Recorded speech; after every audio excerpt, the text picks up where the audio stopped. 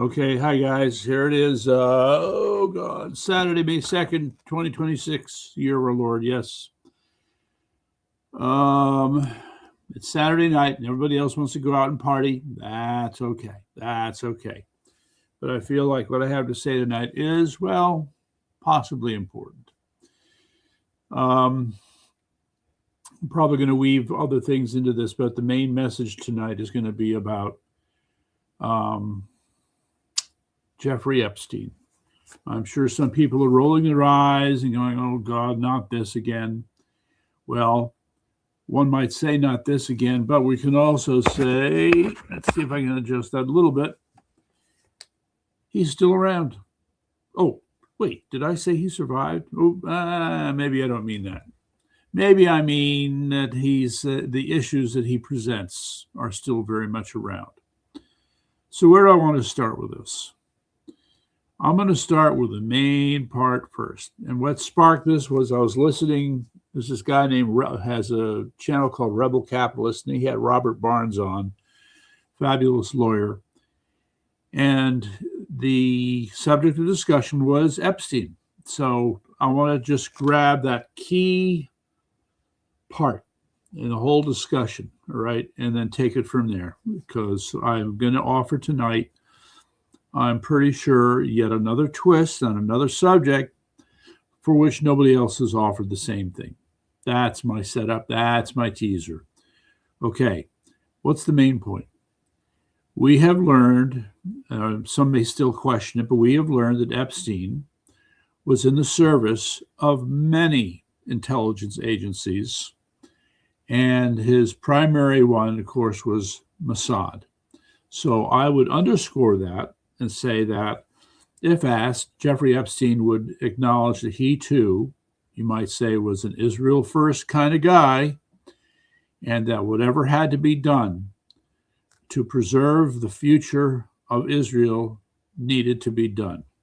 So as a footnote, I would just add that, yes, when you consider how small Israel is, how much it's outnumbered by the neighbors that still hate it, you can see that he has to set a tough standard in terms of what he's going to do to protect the future of Israel. That means lying, cheating, stealing, doing the most rotten, venal things in the world, all if it serves the purpose of ensuring the future of Israel. Okay, so perhaps that is a motivating factor. Now, Robert Barnes stated quite clearly, and others have pointed this out before, that there was a point in time in last year in May, around this time, when the heat on the whole Epstein file issue was reaching a new boiling point, that there was how should I say this? I put it the way they did. You had the press there in the Oval Office on this issue, and there was a comment made about the fact that Epstein was involved with all these intelligence agencies that seemed to set a bomb off inside of everybody's head in the room, including President Trump. And as Robert Barnes put it, the key issue here is that there was the information they had in front of them told them that there was something wrong, okay? But what struck them, what struck fear in their hearts, was the realization that if there was full disclosure, there would be information released for which there was no sense, no idea whatsoever what the impact would be, what direction would it take, what connections would be formed with it, leading to other revelations. They had no idea. Isn't that kind of crazy? All right, well, maybe it's not so crazy, but in the case of Epstein, here's a guy who has done so many things, bad things for so long. Yeah, it's a messy trail, and you cannot keep track of anything. Okay, so there was every reason to fear that some connections could get totally out of control. So here's the second part. They're sitting going, wow, there are things here that we don't understand that could really get out of control. the part that connects to that fear was that the disclosures or discoveries that could result could be so damaging, to put it in an extreme sense, that it would destroy Western civilization. All right. Or, to put it another way, the revelations would be so damaging that major institutions, political institutions, economic institutions, dare I say legal institutions, would collapse under the weight of revelation, of truth. Okay, so that seems to be their concern, but can we just look at this as it is? What it means, I don't like saying this, but evil is being protected. Okay, the state has decided that there's enough evil within its four corners that these revelations cannot come out because they're so bad that, yes, there would be some consequences that are on a level that cannot be avoided. So let's just make a particular point out of this. From what we know, the nature of these revelations would be such that, how do I want to put this? All right, let's put it this way. The heart of what Jeffrey Epstein did, although they're still avoiding all the direct connections, was the exploitation of young women in order to compromise other people, okay, who were inclined to pedophilia and other sexual crimes, and God knows what else, okay? So, and you know what? I passed over this too easily. That's something else could be very serious, and I'm going to say it. I'm going to say it. There were occasional references to the possibility of human cannibalism, okay? So we have sexual exploitation, child trafficking. We have possibly ritual sacrifice, as well as cannibalism as the whispered allegations, okay? And again, no proof, but the concern is that there's enough information still in the files, which, if released, would enable these connections to be made. And yeah, there would be hell to pay, to put it mildly. Okay, so to me, that's the heart of the problem, okay? But there's another aspect I'm trying to consider here I'm offering for your consideration. And that is that these crimes, this set of crimes, I want to give them a name, these evil crimes. They're evil crimes, and then I'll say vicious crimes. There you go. How's that? Evil crimes and vicious crimes, two different categories of criminality. These evil crimes would have been connected to vicious crimes. That could be gun running, money laundering, compromise, not quite compromising, but it's spying, just outright spying, and crimes that I can't even think of right now. All right. Now, those crimes would be connected to any number of governments. And now I'm going to really paint a picture that makes it weird, because the nature of Mr. Epstein's involvement was, shall we say, multifaceted. All right. So, I mean, it may turn out, for all of the things that were horrible about him, he was a pretty clever guy. Okay, we'll go with that, clever guy. So let me tell you the story. There is an account based on emails that were released of him having interactions with JP Morgan and getting into China. Okay, so you can look at these emails and say they're fake, modified, they're whatever, but I'm just going to give you the information as I've seen it. So as the story goes, there was a competition at the time, call it 2008, let's say, 2009.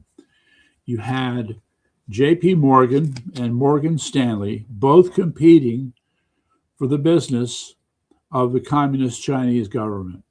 All right, so, you know, everything that's wrong with corporate capitalism, as we talk about it, as a certain beast, is captured right there. Here are these guys, just like Mark said, people would sell the rope by which they'll get hung. So here we are, J.P. Morgan, Morgan Stanley competing for the business of the Chinese communists. Now, arguably, some people say, well, not so fast. You had these state enterprises, which were poorly run and, controlled by the state, but maybe they're more enterprise than state controlled. Something to think about. In any event, so the competition was such that one was going to win, one was going to lose. Okay. Well, it turns out that Epstein was working with J.P. Morgan, and he gave advice to the then CEO, which I believe was then still Jamie Dimon. And basically his message to them was, you must ingratiate yourself to the communist Chinese. You must approach them with respect. Okay. I admire your system. I'm amazed at the things you do. What you have accomplished is incredible. And we would love to be able to help you as you further your plans to, grow into the West. This is the basic idea. So, long story short, it would have worked. All right. So the powers that be were impressed by J.P. Morgan people's willingness to work with them on their terms. Okay. We'll see how that turns out. So, yes, that relationship was established thanks to advice from Jeffrey Epstein. Okay. And now the question in my mind is, if he's there to serve the interests of Israel first and other agencies secondarily, I think it stands to reason that when you look at the advice he had given J.P. Morgan, this was going to serve as an information conduit for Mossad, for American intelligence agencies and others. So maybe the communist Chinese knew, understood, and accepted that. I don't know, but maybe. So just to finish off this part of the story here, which is ongoing, it's not unresolved. As they gained the trust of the elites of communist China, that trust extended to, dear J.P. Morgan, could you please get a job for my children in America? A well-placed, well-paying job. So, of course, they would set up the children of the communist elites for that. We need passports. We need places to hide our money. We need help growing our wealth. So in all these regards, okay, J.P. Morgan would have helped them achieve their objectives. The worst of the worst, the Communist Party in China, capitalist organization, helping them, well, actually become more like capitalists, even if they're never going to cop to it. All right. So, so now I'm going to put a cap on this. What happens? Now, if the conditions in Red China turn bad, you're going to have the elite saying, well, we've got to protect our own family's interests. Who are they going to turn to? J.P. Morgan. So instead of J.P. Morgan being beholden to the communist Chinese become beholden to J.P. Morgan. How does that work? Okay. So now the communist Chinese might be put in a position where they have to do the bidding of not just J.P. Morgan, but the people who work with and have influence over J.P. Morgan. Becomes a very messy situation, doesn't it? Yes, I would say so. Okay, so that's just that part. All right, so that's just one scandalous element. So if there was, I mean, I see some scandals in there. Maybe other people don't. In any event, now we come back to the center point here, which is Jeffrey Epstein himself. We're back to the room, the Oval Office, where the revelation is made that if this information is released, it could cause all kinds of tragic consequences that are unanticipated. Okay, now comes the interesting part, ladies and gentlemen. I'm going, for all you Trump haters out there, I'm going to have to force feed you the idea that there is at least some part of Donald Trump that is good. There is Donald Trump's better angel. So who is this better angel of Donald Trump? He's the one who's sitting there having his come to Jesus moment, almost quite literally. And he's saying to himself, okay, there are too many things in the Epstein story about which we can really do anything as a case involving Epstein, right? The idea here is, and here's the tricky part, is that many of these crimes committed by Epstein can be labeled as crimes, hold on, without mentioning Epstein, right? So that's the critical part of my whole argument here. Crimes committed by Epstein without ever mentioning Epstein. In other words, there are other players, other responsible parties who, properly speaking, belong in jail with respect to each of these crimes that have been committed. So, how do we get there? How do we get there? Well, I can tell you we're not going to get there with Pam Bondi, so it's a damn good thing she's gone. Yes, the more we learn about her, the worse it gets. Oh, my God. In any event, okay, so now we're at the point where you have all this undisclosed information about criminal behavior of the worst possible kind. And what I'm suggesting to you, dear audience, is that these can be taken piecemeal, okay? And I'll explain, but the idea is you can stack them, stack all these crimes, one on top of the other. In fact, kind of like this cross piece, this cross piece, okay? Kind of like oh, that's right, just like tonight's title, Deep State Jenga. Yeah, anybody ever played Jenga? Well, I've searched, nobody's come up with the idea of Deep State Jenga, so you get to hear about it here tonight for the first time. Okay. The Jenga pile is going to be the sum total of all the horrible crimes that have been committed in one form or another, with or without the United States, with or without Israel, okay, over the last, let's say, 30 years, okay, crimes that have never been broached, revealed, prosecuted in any way. But there they are on this tower. So the better angel and Donald Trump can look at this tower and say, all right, if we were to really deal with this, as I was just saying previously, it'll be incredibly destructive. But if we don't have to say Epstein, but we can take out these crimes, we can prosecute these crimes one at a time. Okay? You can pull out the Russian hoax, and the tower is still standing. All right, so the deep state is still there. How do you remove that? And then you can pull out another one, and another crime, and another crime, until finally you're at a critical point where the tower might just collapse. All right? And now the question is, do we pull the last piece? And does the whole tower come tumbling down?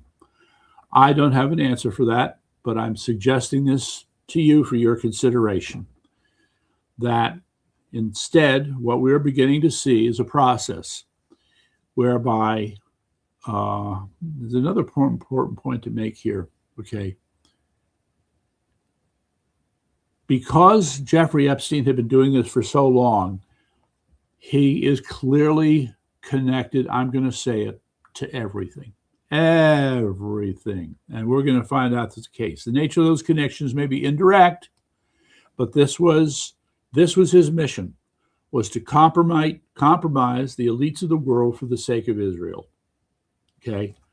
Doesn't matter whose lives you ruined, doesn't matter who you killed, doesn't matter what you did. Just so long as you preserved Israel and all these people have been compromised. Okay. Now, there's another sidebar to this, and that is, would these people have committed these crimes without the help of Epstein? I would say so. All he was, in my judgment, was an enabler, all right? And as such, I think we can look for the time being at each of these crimes in their own terms, and leave it at that. Okay. So, what do we do with this? What do we do with this? So the process, I believe, has started, where the deep state Jenga pile is being pulled on, and we're going to see one piece and another piece and another piece get pulled out. So let me just share a couple things with you. First, this was amazing. I wish I could have noted the source, but I came across this. It was an Instagram post where somebody was claiming the following, and the irony is just too sweet. It is claimed that there is a person who, for quite a long time, was Joe Biden's body double, a guy who could look like him and sound like him, all right? And to such an extent that he would have sat in the Oval Office, made phony phone calls with world leaders, as it would have turned out. The body double is turning states' evidence, okay? So he'll have some connection to the auto pen scandal, right? And he'll have some connection to all the other crap that was going on behind the scenes in the White House when we had the fake phony fraud Biden standing there. So the guy who lied, the guy who was the cover, the guy who misled the American people into thinking he was Joe Biden will be the one to tell the truth. How do you like that? Isn't that something? So that's one. Meantime, over in the other corral, okay, first it seemed like James Comey was off the hook. If you remember, there was an attempt to indict him. They had the grand jury in the Southern District of Florida, I think. And that didn't go well. However, then another indictment comes forward, and the people are kind of looking at silly. This was over his, 4786 thing that he made with seashells out on the beach, and he took a picture of it and said, "Oh, look at this, how odd, how unusual." Yeah, right. Okay. Well, he's been indicted for that. And now the story is that he is turning state's evidence. And if there's anybody who can get a lot of people in trouble, that would be him. So even though John Brennan, as far as I know, and I think Clapper too, they're both under indictment, sounds like it's going to be who gets there first in terms of some kind of immunity. So if these two things are true, it's a happy day. But I want to remind you, ladies and gentlemen, that yes, the Russian hoax thing, it was hugely important. Okay, the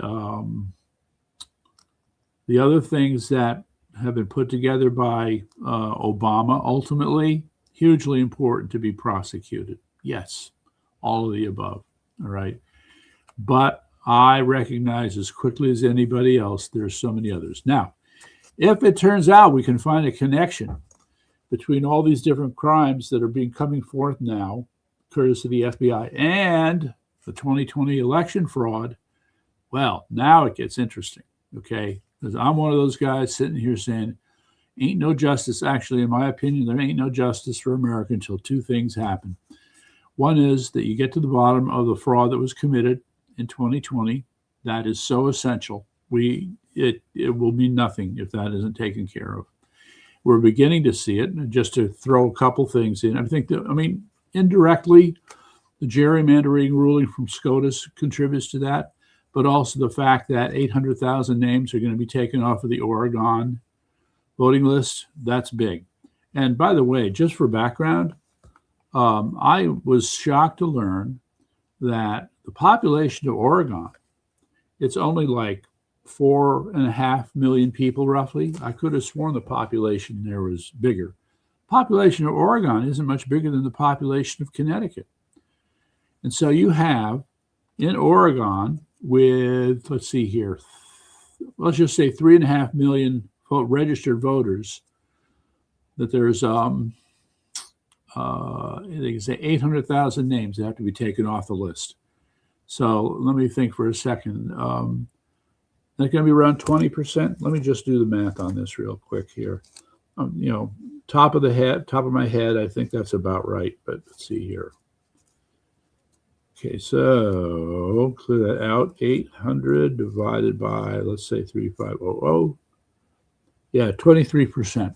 So that's going to be 23% of the voter list removed, eliminated. Okay. And those that are eliminated, dead. They haven't voted in years. They moved. People have been double voting. Illegal aliens. Yeah, this is going to be interesting. So, and I add, all right, now I'm going to go on election fraud rant. Sorry. Okay, it turns out that there's about 1 million more voters. How do I want to put this? So I get this right. In Wisconsin, there have been 1 million more votes cast than there are registered voters in the state of Wisconsin, according to one source. Connecticut, we have approximately 225,000 votes that were cast, more votes than registered voters who voted. Okay. So in that case, I don't know. I don't want to call it a glitch, but I can just see that hack Stephanie Thomas, our Secretary of State in Connecticut, pulling some stunt. Jeez. Anyway. Okay, so this all raises a very interesting question in my mind. We haven't really talked about this much. So one of the other things about Epstein is that he was an equal opportunity, what's the word I want to use? He'd screw anybody. Okay, he didn't care what party you were in, so long as you're rich and influential. That's all that mattered. And as such, he brings himself into contact with people who, in this context now, because I just spent some time on this, who would have had something to do with election fraud. I mean, especially in the case of 2020, we're going to find out that it was an army of people, all Democrats. Not all Democrats. I'm going to say it was 90% Democrat, 10% Republican. Just wait until we find out what happened in Georgia. Oh, my goodness. Okay, so this becomes a curious question. Would there be some connection between the people who are associated with Jeffrey Epstein and election fraud? Okay, I don't know, but let me put another little curly Q on it. Epstein and Venezuela. All right, I don't have the answer to that. But you know what? While I'm sitting here, since I got the time, let me just take a quick peek and ask the all-knowing internet, Epstein and Venezuela. Okay, so there were, it says here, so yes, Epstein was involved with some businessmen in Venezuela, right? So we're not going to get into the details at the moment, but there you go, another connection. And if you dig deep enough, are we going to find that he was working directly or indirectly with Smartmatic or Dominion? I don't know, but it's an interesting question nonetheless. So, where do we go with this? Yes. Where we go is that it becomes this huge web, and it just keeps unfolding ever larger. All right. Okay, I'm going to just say for the moment, that's the heart and soul of what I have to say about Epstein and deep state Jenga. But the deep state Jenga model, I think, may just connect to a lot of other things here in a funny way. Yeah, so I will be pursuing that, and I'll be sharing the results of that research with you as well. Okay, so for the moment, let's just start stating the obvious about Iran. It ain't over. And in fact, things are just getting started. So this is a picture I would like to quickly paint for you concerning Iran. You have the U.S. Navy doing what it can to maintain the blockade. We have two versions on how that's going, and neither of the two versions have anything to do with the state of Iran. The first version is that the blockade is being managed just fine. I think to date now, 45 ships have been turned around. And so that's 45 ships worth of oil that have not reached their destination. And that's, here, let me just do a quick, if this is as it appears, okay? So I'm just going to say 300, oops, darn it, come on. Yeah. $350 million times 45 ships. That's $15.8 billion that's been deprived from that Iran has not been able to realize. Some people claim that some ships are still paying $2 million a ship to get out of the strait. I don't know if that's true. But it's a curious situation because if you're trying to get out and you're going to be turned around, and then you pay $2 million, what good did that do you? All right. Anyway, the second part, some guy named Lawrence Winston. So he used to be the chief of staff for General Powell, if anybody remembers General Powell from the Iraq War.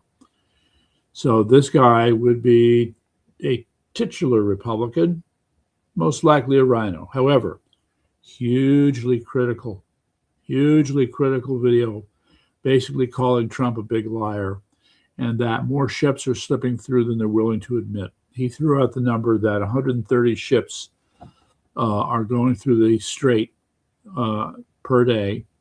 And at best, the U.S. Navy is catching maybe 10% of the oil that's going out. So that's their claim. The all-knowing internet claims that the naval blockade is 100% effective. So who do you want to believe? All right. This guy clearly has an axe to grind. And by the way, I'm just going to throw it in. The other one who has an axe to grind is Colonel McGregor. I don't know what his problem is. I think he has a problem earning money. Maybe that's it. One of these guys, hey, JK, one of these guys is, all right, let me just deal with McGregor. So McGregor is making a big deal, okay, out of Russia trying to be acting as an international diplomat in terms of working out the relationship between Iran and Saudi Arabia. I don't know. I'm not putting a lot on that one. But there it is. Okay, so McGregor is beating this dead subject in order to make America look bad. So you know what? I'm not a fan of yours, McGregor. Just letting you know. So meantime, the other thing here that we need to talk about is the United Arab Emirates. Just want to make sure I can get this right. So here's the story. United Arab Emirates supposedly has the biggest standing military of any of the Gulf countries right now. Plus, theirs is the best trained military in the region. All right, so I wish I could show you this map, but yeah. Okay, so if you were to look at the Persian Gulf, there is a part that looks like a thumb sticking up in the water. That's Qatar. And then to the right, you have United Arab Emirates. It's, compared to Qatar, it's fairly large. And then they border on Oman. So yes, 250,000 troops. And the UAE and Iran just ain't getting along. Sorry. So there's the beginning of some rumblings that the UAE just might get militarily involved. Wouldn't that be cool?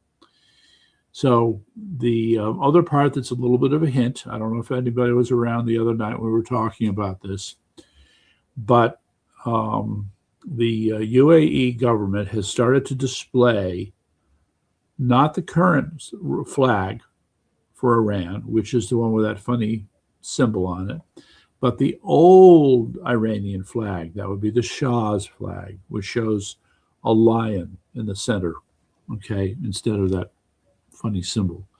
All right, so if you got the UAE displaying that flag, they're basically giving the finger to the IRGC. All right, didn't like him to begin with, and now this just seems to bring it home. So here's the other thing that I need to point out. And yes, by bringing it up at this point, I'm suggesting there's a connection. So what did Scott Bessent do? One of the first big moves that he has made is to arrange this currency swap, I think they call it, with the UAE. They're going to do it with other countries in the area. So don't you think it's curious that this big financial transaction was made to stabilize the UAE government and their financial system? Happened at about the same time they changed the flag, the Iranian flag that they recognize. Possible connection there. Well, the next connection we're waiting for is for the UAE government saying, yep, we're going to be working with the U.S. to put boots on the ground in Iran, which is, the other perpetual subject here that we keep bringing up. I understand, okay? I understand. It's not a good idea. Sam Faddis, who is an ex-CIA analyst and field agent, who you see on Steve Bannon's War Room from time to time, really, the look on his face tells you everything you need to know. This is a guy who's been in Iran for 40 years or 30 years. That's just, okay? So if anybody understands the situation, he does. He does not welcome the idea of boots on the ground. So I'm probably a little bit more in favor of it, but no, I hear him loud and clear. So the question now will become, though, when confronted with the idea that the UAE may make a substantial commitment of troops to an effort to overturn the IRGC, well, then maybe we need to begin to think about this. And besides, the other part we need to talk about, since in this context, is what are called the Immortal Guards. If you haven't heard about the Immortal Guards, these guys seem to be emerging as the resistance movement in Iran, okay?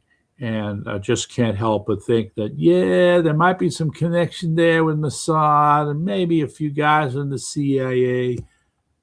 Who knows? Maybe in the SAS, okay? And they're busy. Oh, they're very busy. So the reports are that a number of IRGC operatives were recently assassinated, and the Immortal Guards have something to do with the attacks that we've seen, increasing number of attacks on, I keep goofing up this name, Bashir.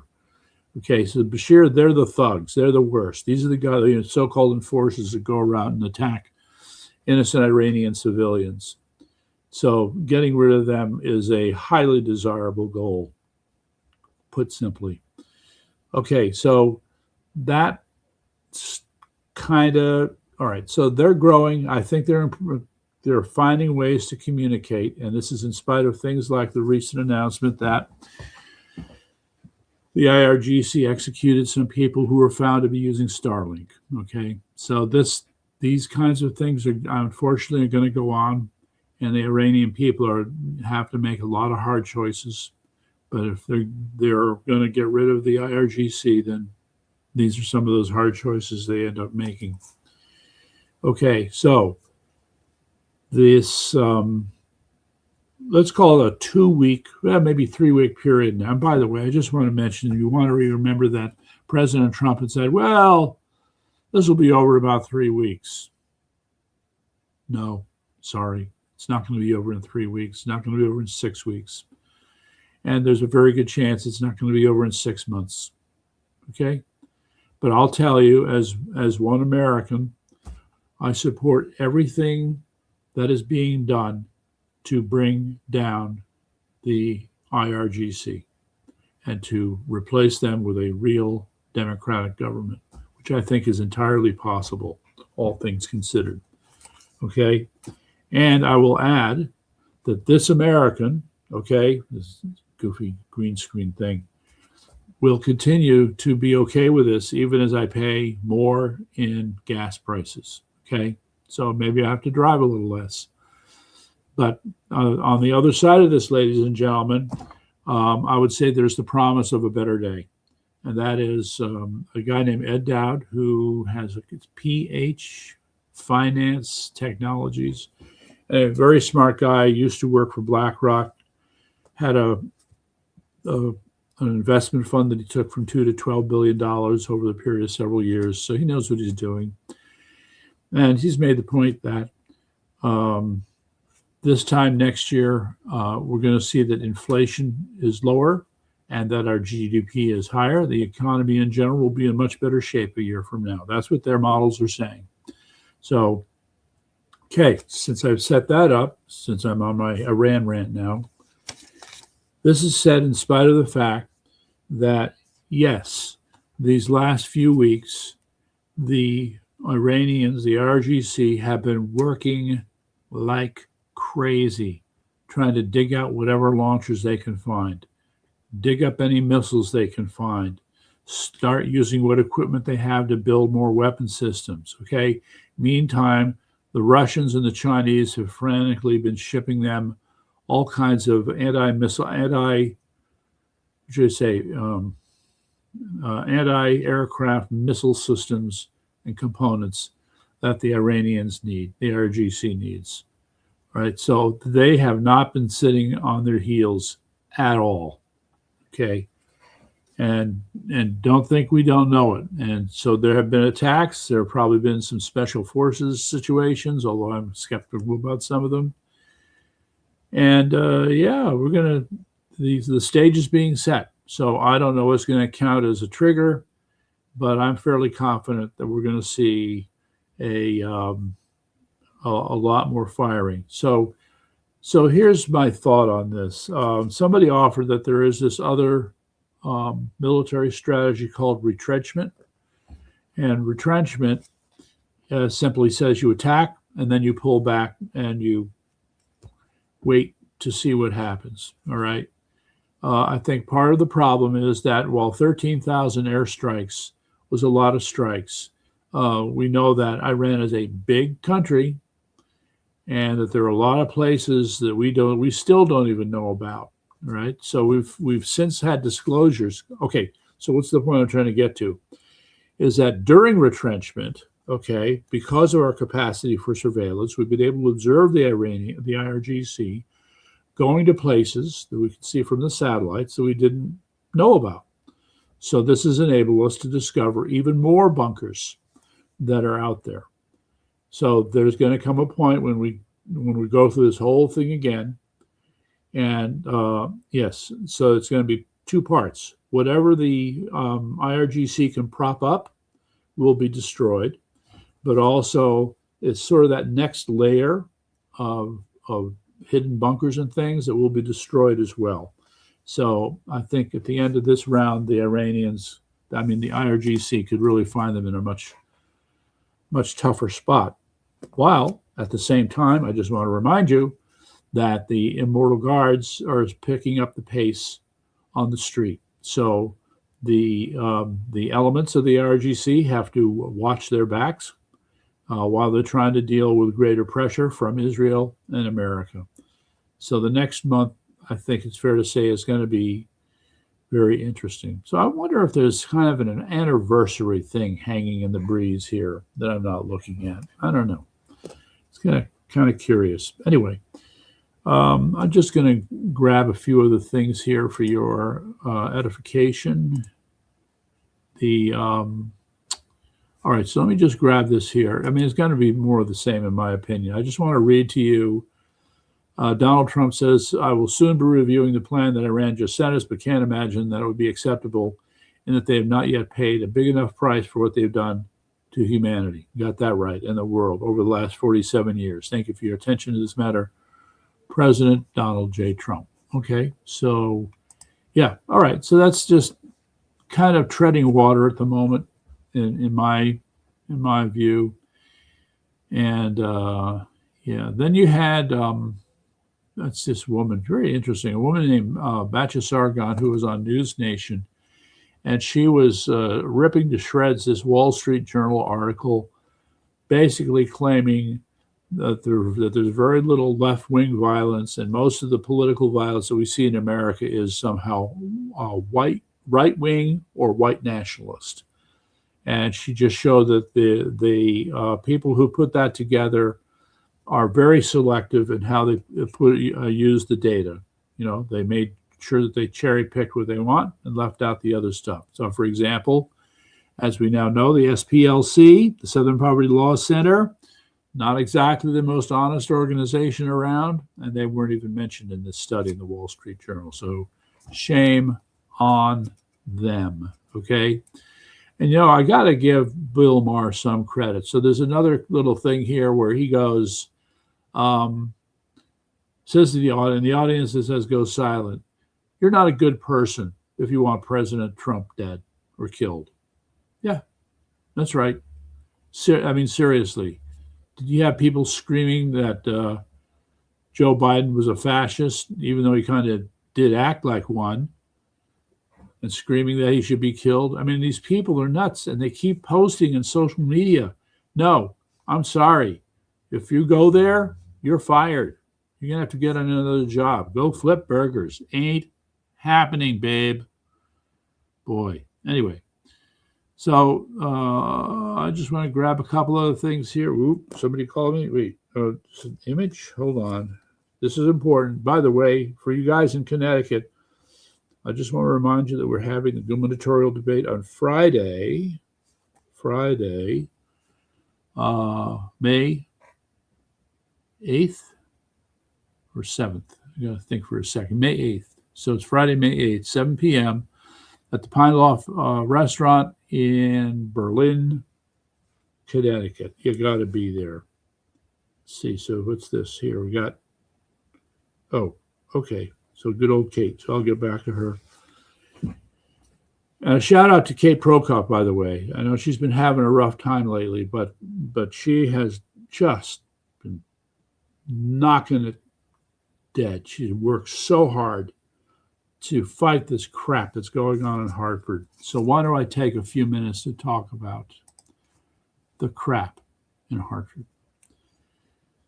So here's the problem, ladies and gentlemen, if you don't know anything about Connecticut. We have had one-party rule by the Democrats effectively for the last 40 plus years, with no sign of relief in sight. The Republican Party that we have in Connecticut is feckless and it is spineless. And other people have said as much. I don't have it here. There's even a book that was written a couple years ago with the title, The Death of the Connecticut Republican Party. That's a book.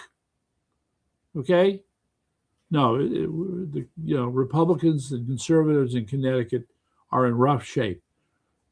Getting stronger, but still not where we need to be. So in the meantime, as a result, the liberals, who have a supermajority, continue to run roughshod over everybody in this state. They have run roughshod with this bill that has just been signed into law by I want to call him Pharaoh Lamont. Pharaoh Lamont, let our families go. That's my saying to them. Pharaoh Lamont, let our families go.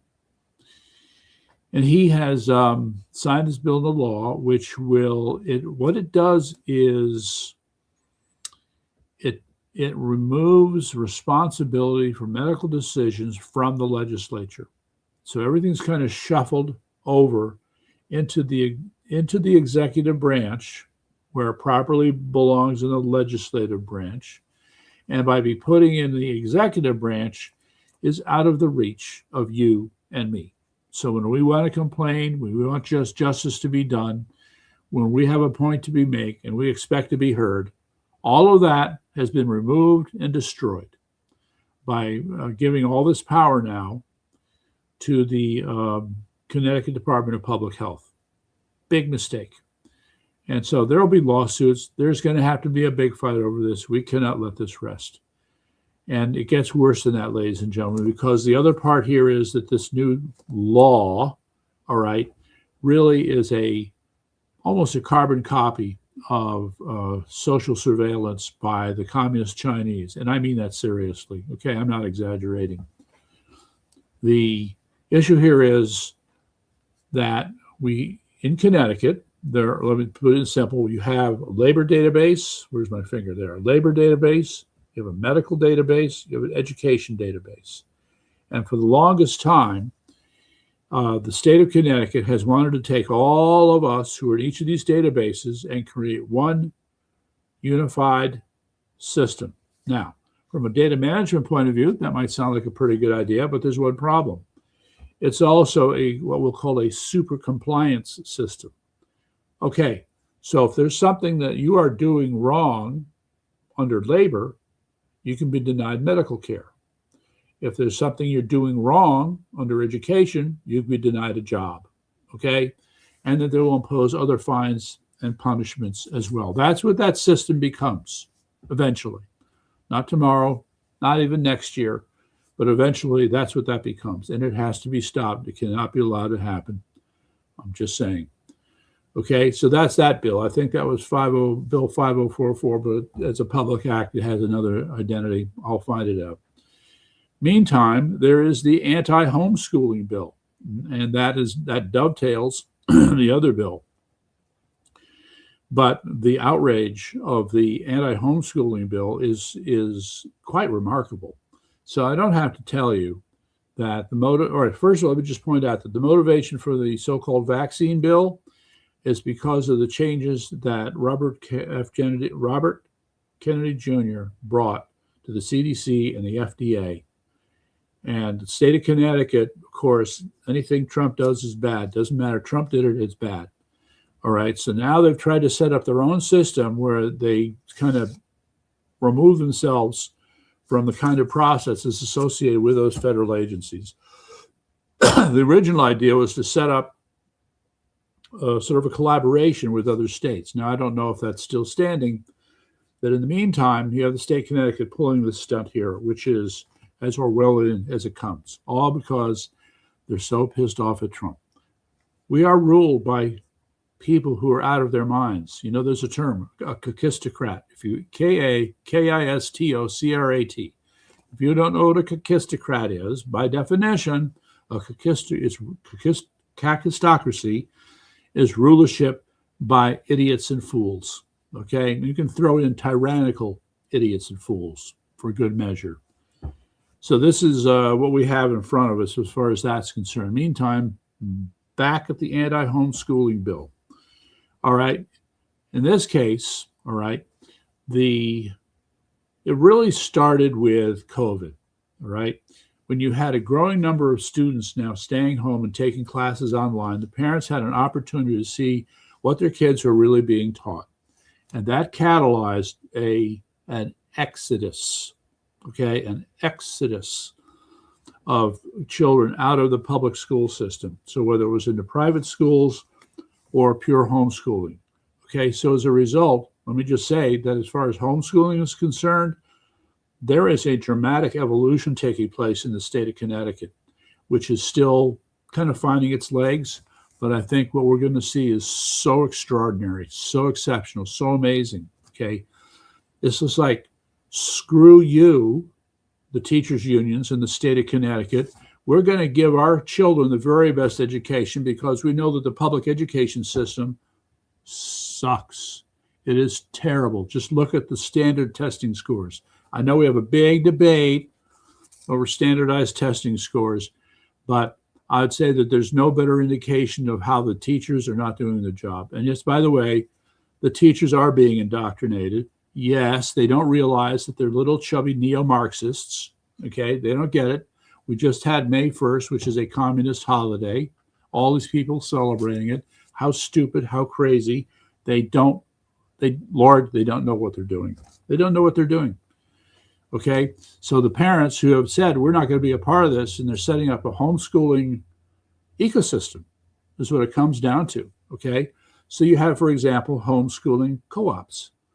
A homeschooling co-op is where a bunch of parents say, look, we're going to, once a week, we'll get our kids together. We'll, sort of intense in education. You got assignments and stuff and exposure to things and socializing. And then when we're done with that, we'll go back into our corners and we'll see you next week. So that's your co-op. Now, I'll make a prediction. These co-ops you're going to find are going to spend a little bit more time and a little bit more time working on kids' education. All right. But all of that said, it's still true. I mean, it's amazing because the kids, they would still meet the standards, the state standards in terms of hours of instruction. But in the time that they're spent under the regimen of homeschooling, they're going to be one hell of a lot smarter than the kids in public schools. Okay, and I can tell you that I sat down and talked with a couple of kids, one who is just graduated from a local high school and the other who's doing homeschooling. And every awful thing that I've heard about these public schools is true. All right, and they've shared it with me. And so, whatever I can do to help support homeschooling and to make them stronger and to put up a shield between them and this asinine state government, I'm all for it. See, part of the problem here is the stupidity, the sheer mind-bending stupidity, okay? Dear Connecticut State Legislature, we are not that stupid. We are not that stupid.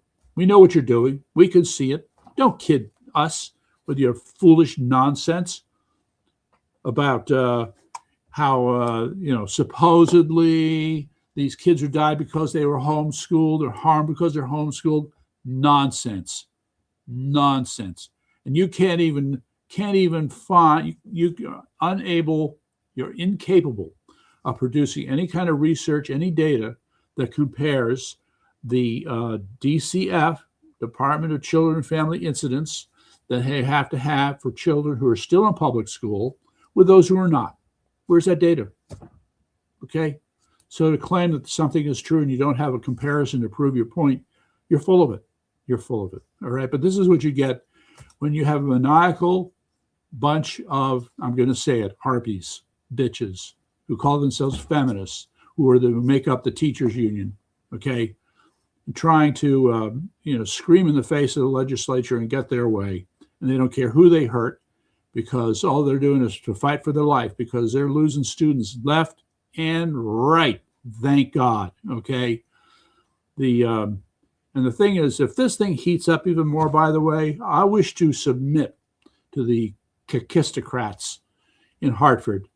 All this turmoil you're creating, all these issues, stirring all this stuff up, and then putting DCF of all the stupid, incompetent state agencies in center stage in this whole thing. I can't think of anything that will accelerate to a greater degree getting even more kids out of the public school system. So chew on that, chew on that. And again, whatever I can do to help and whatever you people can do to help. So maybe we'll have more on this another night, but I think I'm going to call it here. All right. All right. Thanks for anybody who's listening. We'll be listening in a couple days, other views, but don't worry. We're going to be back to this stuff one way or another.